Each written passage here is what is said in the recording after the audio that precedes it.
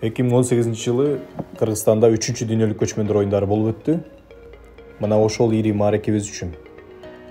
Андан кийинки өлкөбүздө өткөн мамлекеттик эл аралык масштабтагы ири иш-чаралар үчүн жасалган жалпы жолунан 5000ден ашкан формалар, реквизиттер, сахна жасалгалары жана башка маданий иш-чараларда колдонулуучу керектүү буюмдар биздин улуттук маданий борборунун балансында туруп, бул күнгө чейин ушул биздин складтарда сакталып келген.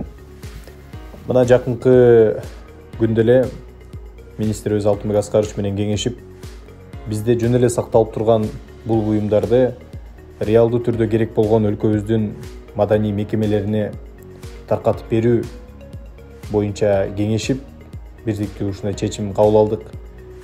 Бизде жөн эле тургандан көрө өлкөбүздүн филармонияларында, театрларында, маданий мекемелеринде деги эле маданий иш-чараларда байма-бай колдонулуп турсун деген чечимдин негизинде биздин баланста турган болгон буюмдарыбыздын баарын тең ушул жогоруда айтып кеткен маданий мекемелерге таркатып бердик.